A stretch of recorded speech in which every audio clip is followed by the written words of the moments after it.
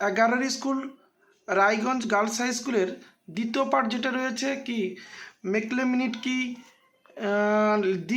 দিকু কাদের বলা হয়, এগুলো আমরা কোশ্চেনের উত্তরগুলো আমরা করব আর আপনারা দাগ নিয়ে নেবেন এবং সঠিকভাবে লিখে নেবেন, কারণ এই কোশ্চেনের উত্তরগুলো আমরা সঠিকভাবেই করে দিয়েছি এবং এটা লিখলে 100 নাম্বারগুলোই যদি 8 থাকে ওই 8 পর্যন্তই আপনারা পাবেন, ফুল মার্কস আপনারা পেতে পারেন এই নম্বরগুলোতে। তো আমি প্রথমে কোশ্চেনটা তুলে দিয়েছি 11 স্কুল এবং আমরা 12 স্কুলও এখনই করে দেব। তো দেখো মেকলে মিনিট কি আমি করে দিয়েছি, মেকলে মিনিট কি সুন্দর করে তুলে নেবেন খাতাতে এবং পড়বেন। তারপরে দিকু কাদের বলা হয়, আমি সুন্দর করে তুলে দিচ্ছি। দিকু কাদের বলা হয়? সাধারণত এই শব্দটি ব্রিটিশ ঔপনিবেশিক কর্মকর্তা, জমিদার, মহাজন ও ব্যবসায়ীদের নির্দেশ করত যারা আদিবাসী অঞ্চলে প্রবেশ করে তাদের জমি, সম্পদ, জীবনযাত্রার উপর আধিপত্য বিস্তার করেছিল। আদিবাসীদের কাছে দিকুরা ছিল শোষক এবং অত্যাচারী এবং সাঁওতাল বিদ্রোহের অন্যতম কারণ ছিল এই দিকুদের শোষণ ও উচ্ছেদ। তারপরে কি বলা আছে, সন্ন্যাসী ফকির বিদ্রোহ কবে শুরু হয় এবং বিদ্রোহের কয়েকজন নেতার নাম লেখো, আমি করে দিয়েছি। সুন্দর করে তুলে নেবেন ভিডিওটা স্পুজ করে। তারপরে কি বলা আছে, নীল বিদ্রোহ সংবাদপত্রের ভূমিকা বিশ্লেষণ করো, আমি করে দিয়েছি। তারপরে কি বলা আছে করে দিয়ে সুন্দর করে দিয়েছি, দেখুন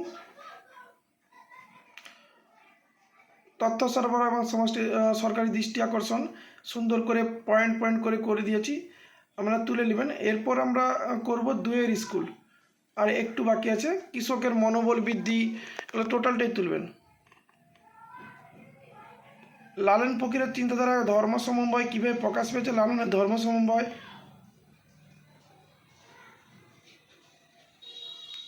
সুন্দর করে তুলবেন। সামরিক ইতিহাস বলতে কী বোঝো এবং গুরুত্ব লেখো, সামরিক ইতিহাস কি সুন্দর একদম স্পষ্ট বুঝে যাচ্ছে।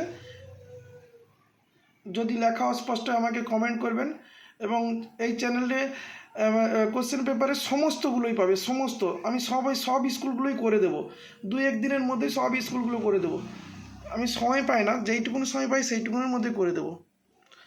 বাংলা নবজাগরণ ছিল কলকাতা সরকারি মন্ত্রী বিশ্লেষণ করো, সুন্দর করে দেওয়া আছে এবং শর্ট করে একদম শর্ট করে দেওয়া আছে এবং পয়েন্ট টু দ্য পয়েন্টে উত্তর করা আছে। বুদ্ধিজীবীদের মিলনস্থল কি না, রাজা রামমোহন রায়, ঈশ্বরচন্দ্র বিদ্যাসাগর, মাইকেল মধুসূদন দত্তের মতো নবজাগরণের পুরোধ ব্যক্তিরা কলকাতাতেই বসবাস করতেন এবং তাদের কর্মকাণ্ড এই শহর থেকেই পরিচালিত হতো। সংবাদপত্রের ভূমিকা, গ্রামীণ বাংলার বিচ্ছিন্নতা, সাঁওতালি বিদ্রোহের কারণ ও ফলাফল একবারে ভেরি ইম্পর্ট্যান্ট। সাঁওতালি বিদ্রোহের কারণ এবং ফলাফল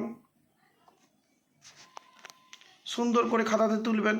অর্থনৈতিক শোষণ একটা পয়েন্ট, জমি থেকে উচ্ছেদ একটা পয়েন্ট, আইনি ব্যবস্থার জটিলতা, অত্যাচার, সাঁওতাল পরগনা গঠন, আইনি সুরক্ষা, চেতনার উন্মেষ, আধুনিক ভারতের ইতিহাসের উপাদান হিসেবে আত্মজীবনের স্মৃতিকথার গুরুত্ব লেখো।